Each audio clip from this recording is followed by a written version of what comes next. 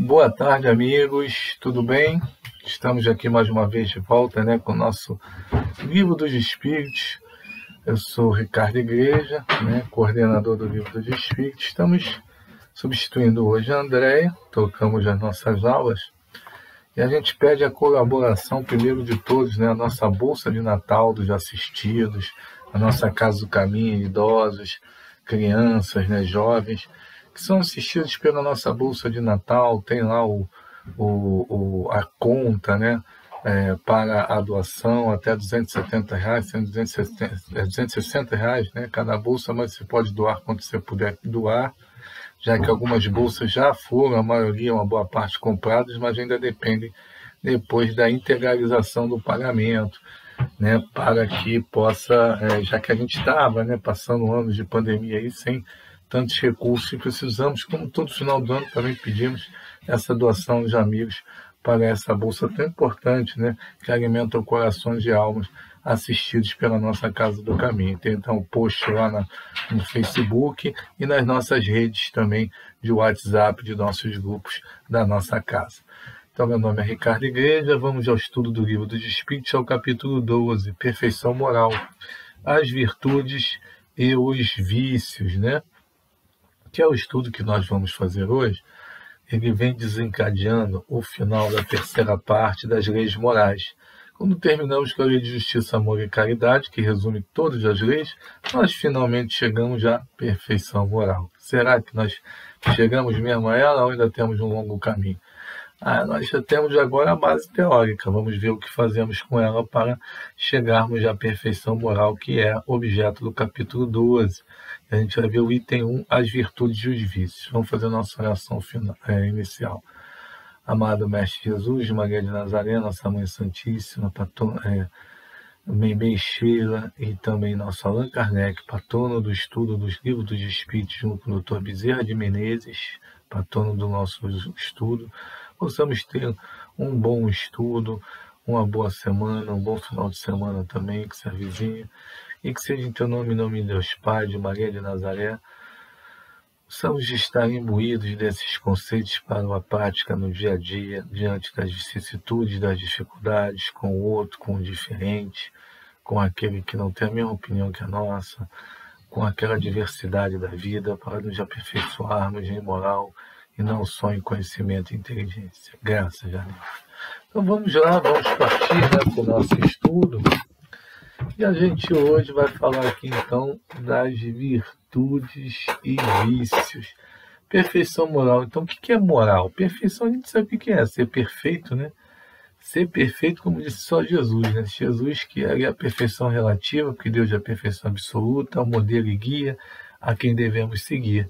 O capítulo do Evangelho correspondente ao nosso Livro dos Espíritos, esse capítulo é o capítulo 17, Sede Perfeitos, E aí a gente vê o seguinte, O que é moral? Moral é a regra de bem proceder. Então, a moral é a regra de bem proceder. Você procede no bem, você bem procede, E aí a gente vê assim que quanto mais eu agir, então, de acordo com as leis de Deus, essas leis que nós aprendemos, leis divinas e naturais, todas essas leis que desembocaram na lei de justiça, amor e caridade até agora, durante o curso desse ano, quanto mais nós nos integrarmos do conceito delas e da prática, nós alcançamos essa tal perfeição moral, seremos perfeitos nessa regra de bem proceder. E o que são os vícios? Os vícios são o contrário, é tudo aquilo que torna inadequado, que torna defeituoso alguma coisa, que torna inútil o uso dessa coisa. Então, por exemplo, você tem vícios no direito, que é uma matéria que eu trabalho com direito, como advogado. Então, você tem os vícios redibitórios, vícios ocultos da coisa que você comprou, e aquilo você vai dar direito ou não à troca, a uma indenização. Você tem os vícios num produto. Você compra um produto, o produto está viciado, está mal produzido, mal fabricado, ou ainda pelo uso ele tornou-se inútil, tornou-se com defeitos, com dificuldades que o tornam inadequado ao uso. Então, qualquer objeto, qualquer coisa tem essa acepção em relação aos vícios, né?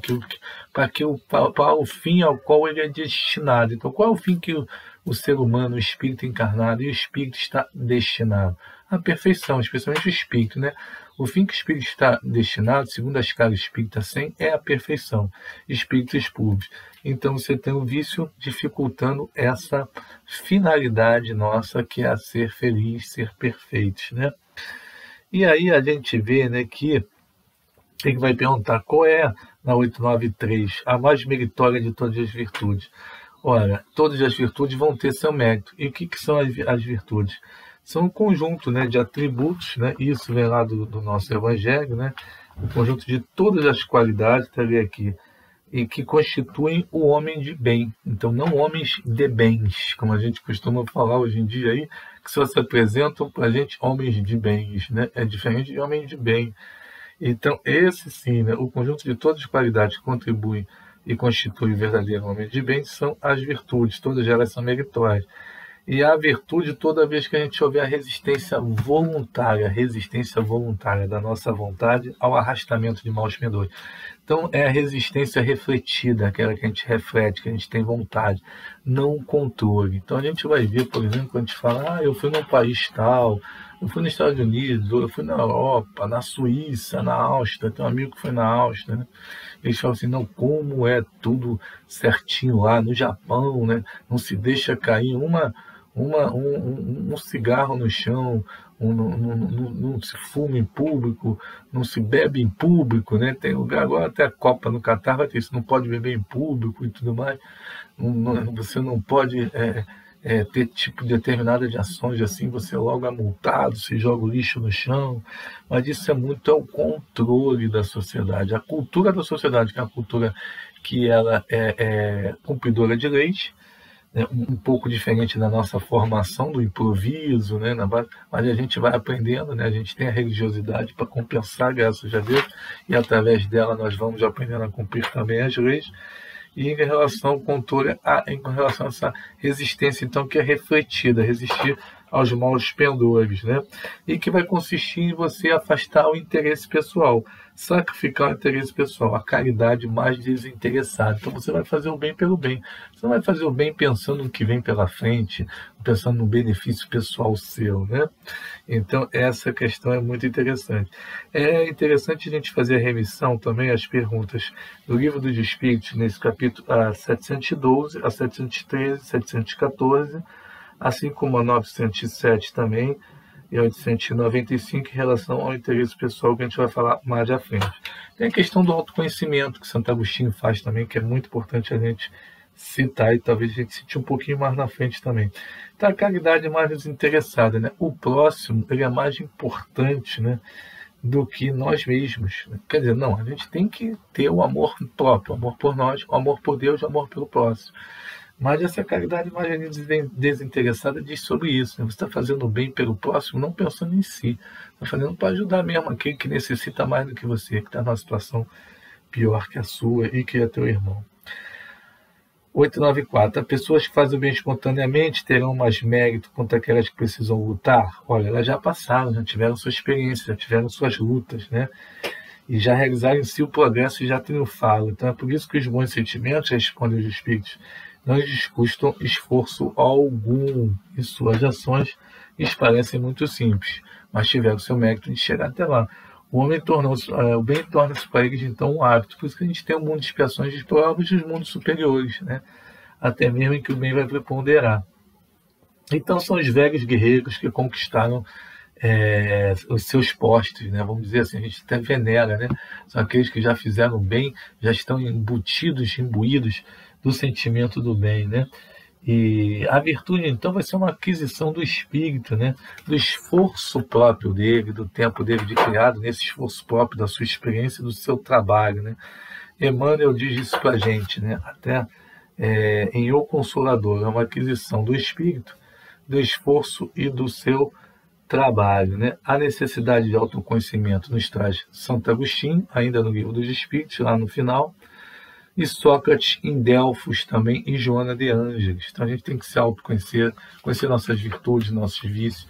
E aí tem uma historinha de Benjamin Franklin, um dos patronos fundadores lá da nação americana, um dos pais da pátria americana, né? Ele filósofo, ele político, né? Diplomata. Benjamin Franklin, ele também era um inventor, né? E Benjamin Franklin tinha uma lista lá das 13 virtudes, né? E que ali ele botava temperança, honestidade, né? O equilíbrio ao se alimentar também. Então, quando ele passava um pouquinho do ponto, quando ele errava naquilo ali, ele botava um xizinho, né? Que aquilo tinha que melhorar. E ele ia botando igual a loteria esportiva mesmo, ele ia botando a lista, né? Somando os pontinhos a cada dia, a lista ali das 13 virtudes de Benjamin Franklin, né? E que ele ia aperfeiçoando a cada dia aquilo que ele não estava bem. Ele botava várias questões mundanas, inclusive, também, que é a questão do vício, que a gente tem muito ainda na ligação com a matéria, na ligação com o bem-estar só material. Então, como ainda estamos distantes da perfeição, diz os Espíritos, né? Esse exemplo do Benjamin Franklin já nos espanta, né? Outros exemplos, mais ainda, né? A gente vai ver um Francisco de Assis, a gente vai ver muitos evangelistas, né? Muitos ali que ligados, né? Junto a Jesus, que estiveram junto a Jesus. Depois a gente tem uma Joana d'Arc. Nossa, tem tanta gente. A gente vai ver no mundo moderno um Eurípides de Barçanufo, um Chico, as coisas que passaram, as virtudes que conquistaram, dentro da perseverança, da resistência às dificuldades, às doenças, entre outros. Bezerra de Menezes, com os problemas que teve familiares, as questões de doença e morte na família também, né? Até a falência, né, em relação ao dinheiro. E assim, tudo isso vai nos admirar. Vai ser notícia de jornal, vamos dizer assim. A virtude é notícia de jornal. É raro aparecer, né? Aparece mais ao vício, né? Mas ficar sabendo que nos mundos mais adiantados que o vosso, o que entre vós é uma exceção, constitui a regra. Isso é até muito bom de saber. A gente está caminhando para lá. A nossa Terra está caminhando para isso, né? Para essa melhora, né? E aí a gente vai colocando aqui, né, que é 893 diz para a gente também. Então, a gente antes vamos passar, né? Todos passam pela feira da ignorância, mas não necessariamente pela feira do mal. Então está aí também essa questão da virtude e do vício, né? Então não há virtude com controle, né? A gente tem que se libertar, a gente tem que se libertar dos maus vícios, dos maus pendores. Eu vou vou em outro país e vou lá cumprir aquilo ali que está mandando e aqui não vou cumprir. Não tem nada a ver isso, né? E tem que ser posto de lado o interesse pessoal. O 895 fala exatamente isso. É o egoísmo, o orgulho, que são chagas da humanidade, que trabalham contra essa aquisição de virtudes. Na verdade, que produzem em nós o vício de todos os tipos, né? Então, diz aqui, um homem pode possuir qualidades reais que fazem dele um homem de bem, segundo o mundo. Essas qualidades, porém, constituem progresso, nem sempre suportam certas provas, e algumas vezes basta que se toque a corda do interesse pessoal para colocar o fundo a descoberto. O verdadeiro desinteresse é mesmo uma coisa tão rara na Terra que, quando se lhe apresenta, admiram como se fosse um fenômeno. Então, realmente dar notícia de jornal, como diz o outro, né? Vira notícia de jornal. Esse apego às coisas materiais é um sinal notório, né, de inferioridade, né? Então a gente tem que ter um desapego, né? O desapego às coisas da matéria, diferente do desinteresse que a 896 vai desenvolver, que é aqueles que vão prodigalizar, o filho pródigo é um bom exemplo, que vão dar tudo. Eu vou dar tudo para os pobres, eu vou dar tudo para os meus amigos, eu não quero saber do dinheiro, papapá, e aquilo fica sendo uma coisa até às vezes irresponsável naquele determinado momento que a pessoa faz. Não vai cuidar às vezes do seu parente, que está passando mal, que está doente, ou de si próprio, da sua própria saúde. Então a gente tem que tentar discernir um pouquinho a coisa, não é bem assim. Uma coisa é o desinteresse e a prodigalidade, outra coisa é o desapego, né? Para não virar uma coisa irresponsável. E aí os espíritos até respondem, tem o mérito do desinteresse, mas não do bem que poderiam fazer, porque às vezes deixam até de fazer o bem, né? Apenas para aparecer, ou por uma situação difícil própria interna, uma crise própria interna, até psicológica da pessoa, e sem a humildade, né, nós não temos as demais virtudes, né? Isso é muito importante, sem o perdão, sem a indulgência, né? Isso até o próprio Benjamin Franklin trabalha lá na lista dele, a questão do perdão, a questão da indulgência, né? que para ter todas as virtudes ele tem que ter cada uma delas está ali sendo completada a cada dia, está sendo trabalhada, né? Então, se Deus também nos deu o uso da matéria, o uso do dinheiro em determinado momento, é porque Ele acredita que somos capazes de administrar. A 896 bem refere a isso também. Então, a fortuna não é dada de preferência a alguns para ser lançada ao vento, nem a outros para ser encerrada num cofre forte, como um tio Patinhas, né? Então, quer dizer, é um depósito que terão que prestar contas, pois terão que responder por todo o bem que poderiam ter feito e não fizeram, por todas as lágrimas que poderiam ter secado, né? Então, como estamos, né, negociando a vida futura? Também é uma pergunta que se faz na 897, porque a gente está sendo utilitário com o bem que a gente está fazendo, ou a gente está fazendo o bem por fazer o bem mesmo? Não só para a nossa melhora, para a nossa melhora como espírito encarnado e para o nosso entorno. Então ele diz, será repreensível fazer o bem pensando nessa questão utilitária, de se melhorar? É um pensamento que prejudica o progresso, até porque tem a escala espírita natal que já foi estudada, e aí ele faz essa pergunta. É preciso fazer o bem por caridade. Caridade é desejar o bem ao próximo, fazer o bem ao próximo, indulgência. Não ver o defeito no próximo, desejar o bem, caridade, fazer o bem, amar.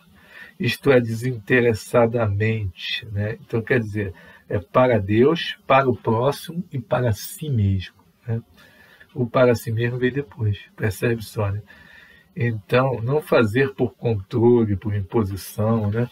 E aí a gente muitas vezes é egoísta quando faz com uma troca. Vamos fazer o bem por uma troca. Eu vou fazer o bem, você não faz o bem também. E é o que vai explorar sobre pergunta errada 897, se faz o bem por cálculo, não é impedido pela caridade natural do coração, né? E aí ele pergunta, mas ele tem aquele que quer corrigir seus próprios defeitos, não é diferente isso? Sim, concebemos que fazer o bem com a ideia que nos será em conta na outra vida é pouco meritório, mas vencer suas paixões, tendo em vista aproximar-se dos bons espíritos, não é bom, assim, ou é igualmente um sinal de inferioridade. Não, por fazer o bem não queremos dizer, nós queremos dizer, dizem os espíritos, ser caridosos. Aquele que calcula que cada boa ação pode ganhar na vida, deixa a caridade de lado, né? Vamos dizer assim, tanto quanto na vida terrena age como um egoísta, né? Porém, não há egoísmo algum em melhorar-se, tendo em vista aproximar-se de Deus. Aí é diferente, visto que é o objetivo pelo qual todos devem tender. Então, precisamos, né, adquirir conhecimentos de inteligência e moralidade, né? Óbvio. Pois todas as ideias adquiridas vão contribuir para o nosso progresso. Até mesmo a 898 vai trabalhar isso também, que é a questão do conhecimento científico ser trabalhado para a gente discernir o bem e o mal, fazer melhor o bem, conquistar as outras virtudes com o conhecimento de causa, né? E não por controle ou por imposição da sociedade, por automatismos, né? E o espírito vai subir mais depressa se estiver progredido em inteligência, e no intervalo das encarnações aprendereis de uma hora que vos exigiria anos da vossa terra. Então, nenhum conhecimento é inútil. Então, a inteligência contribui também para a aquisição de virtudes, né? Isso é óbvio. Quanto mais conhecemos, mais nós queremos discernir o bem e o mal, e sabemos discernir o bem e o mal, e partimos para situações que nos levam à melhora mesmo do espírito dentro da escala espírita, né? Então, primeiro adquirimos a inteligência, depois a moral. São as duas asas do espírito. Na 899, na 900 e 901, eles vão falar mais ou menos de exemplos práticos para concluir o estudo da virtude e dos vícios.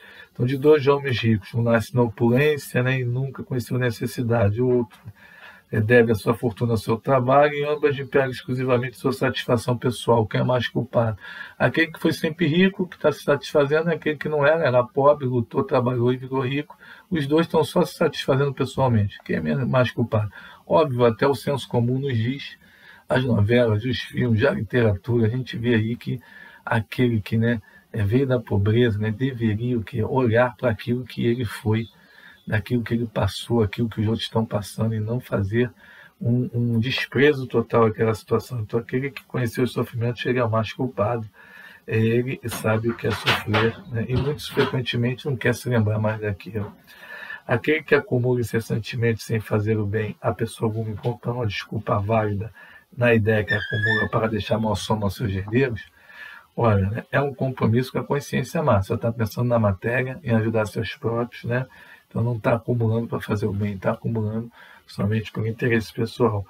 De dor de avarentos, um se lhe priva da necessidade e morre amigo sobre seu tesouro. O outro é pródigo para consigo mesmo, gasta tudo, né? Prazeres da vida material, como o filho pródigo, e, na verdade, também desencarna ali. Caso ele peça uma ajuda, está sempre impossibilitado. Se quer realizar a fantasia, tem sempre bastante. Qual o mais culpado e qual deles terá o pior lugar no mundo dos espíritos? Obviamente que aquele que guardou tudo para si só, sem pensar, sentou sobre o seu tesouro, como ele diz assim, né, ele já sofreu o que tinha que sofrer. O que goza é o mais culpado, ele é mais egoísta que esse avarento, né, responde o Espírito, que o outro já encontrou uma parte na sua punição, ele já se puniu ali mesmo em vida, né? É interessante isso, né? E quando a pessoa pratica algo errado, tem a anotação nota, ela prejudica só ela mesma. Quando a gente pode e deve praticar algo e não pratica, mas, ou pratica algo errado para alguém, né, prejudica outro, aí está fazendo mal e esse mal deve ser divulgado. Essa observação já diz respeito à pergunta 904, lá do final, e da 903. A gente deve estudar os defeitos dos outros. Esses seriam os culpados por songar essa chaga da sociedade. Nesse caso, sim, quando aquele que pode deve praticar e paga que é bom e tudo mais, não faz esse bem, aí há a crítica necessária e construtiva. Se aquele que está lá e nada faz de errado para o outro, só para si próprio, né? Aí não. E a gente, então, deve pensar no seguinte, vai depender desse sentimento, né, que ele vai fazer, também do escritor que vai sondar essas chagas. Se tem um objetivo só de produzir o escândalo, de nada adianta, ele próprio está se compactuando com uma coisa ruim, é um pungoso pessoal. Mas se ele tem o objetivo de desenvolver a sociedade, chamar a sociedade com uma necessidade de mudança, de crítica daquela situação, aí não. Aí, se ele comenta só para uso pessoal, está errado. Agora, para ajudar, para ser útil, aí não está certo. Então, se for para criticá-los, de divulgar, diz a 903, bem grande é a culpa, porque isso é falta de caridade. Se for para tirar um proveito pessoal e evitá-los para si mesmo, algumas vezes pode ser útil. E aí a gente fazer da maneira que não possam ser aplicadas as palavras de Jesus, dizem os Espíritos para a gente. Ele vê o argueiro no olho do seu vizinho e não vê uma trave no seu. É a indulgência, que faz parte da caridade. Benevolência, né, desejar o bem ao próprio, indulgência, né, e perdão das ofensas, que é a verdadeira caridade. E aí a gente será repreensível por cobiçar a riqueza, 902, quando é desejo de fazer o bem. Muitas vezes, eu vou ganhar na loteria aí que eu vou ajudar todo mundo, vou fazer o bem. Não, né? Óbvio que não pode ser assim. Aí é repreensível. Você tem que pensar em fazer o bem, né? O sentimento pode ser até louvado, mas não é puro, né? Tudo é intenção. Não será assim mesmo, dizem os espíritos, que com frequência se deseja fazer o bem em primeiro lugar, e agora aquela história, a pessoa ganha na loteria e vai lá, compra tudo para ela, viaja, não faz nada do bem, acaba se esquecendo daquela caridade prometida em fazer, né? E quanto a 904, né, não é aplaudir os defeitos dos outros, né? A gente tem indulgência, a gente tem caridade, né? Como é que é a nossa percepção dos outros e de nós mesmos? É a gente indicar ali aquilo que a gente não quer mais para a gente como necessário, né? E acabando aqui com a 905, 906, né, a gente vendo aqui as paixões e os vícios. Os vícios, você vai ter a paixão excessiva, por exemplo. Um exemplo grande. A mãe que não vê o defeito do filho é uma paixão excessiva, né? Então, estamos muito próximos da inferioridade, do apego material. Então, temos mais ainda vícios do que virtudes. Mas estamos trabalhando para combatê-los e adquirir mais virtudes. Mas já a moral de 905, sem as ações, é como a semente sem o trabalho. Não adianta nada a gente falar, a gente estudar, se a gente não desenvolve aquilo no dia a dia, não trabalha no bem, não trabalha com a indulgência do próximo, né? Ajudando o próximo verdadeiramente no atendimento fraterno, no trabalho no bem, na indulgência também com os defeitos dos familiares, do próximo, daquilo que está mais próximo de nós mesmos, no trabalho, né? Então esses jovens são mais culpados porque tinham inteligência para compreender, não praticando as máximas que ofereciam aos outros, renunciam a colher os frutos. Daqueles que escrevem obras maravilhosas, mas não praticam no dia a dia. Pergunta 905. Tem até um exemplo famoso, né, do educador, né, John, esqueci o nome dele, do educador famoso, um pedagogo famoso, que tinha essa questão, né, da moral em relação aos seus familiares, mas não praticava no dia a dia, né? Esqueci o nome dele agora, esqueci o nome dele, Jean Paul, esqueci o nome dele, francês, né?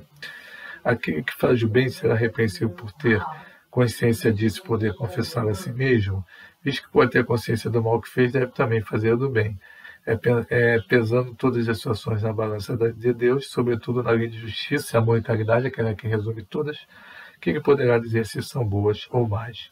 Ele não pode, portanto, ser censurado por reconhecer que triunfou das más tendências e ficar satisfeito com isso, desde que não se envaideça, pois então cairia numa outra falta. A 909 vem complementar esse raciocínio aqui para a gente, né? Então, é isso, né? É o que a gente gostaria de falar hoje sobre virtudes e vícios, em relação a esse capítulo da perfeição moral, que termina aí a parte terceira das leis divinas ou naturais e morais, no nosso livro dos Espíritos. Agradecemos a todos, nosso muito obrigado, até a próxima. Vamos fazer a nossa oração final. Amado Mestre Jesus, Maria de Nazaré, Dr. Bezerra de Menezes, Allan Kardec, nosso muito obrigado para o estudo da tarde de hoje, do Livro dos Espíritos, que possamos ter uma boa semana, que se inicia acalmando, apacentando nossos corações do nosso país, nesse momento de final de ano, de transição, de chegada no Natal, para que o Natal ilumine nossos corações e nos ajude a focar no progresso, aperfeiçoamento do espírito, com a moral elevada, o bom proceder, as virtudes sendo cultivadas, para aplanar e apanar as arestas e diminuir e reduzir mesmo os nossos vícios morais. E também materiais e físicos, por que não? Que seja em teu nome, em nome de Deus Pai, de Maria de Nazaré, possamos terminar o estudo da tarde de hoje, agradecendo a intuição e o amparo dos amigos espirituais. Graças a Deus. Obrigado, gente. Até a próxima. Fiquem com Deus e tchau.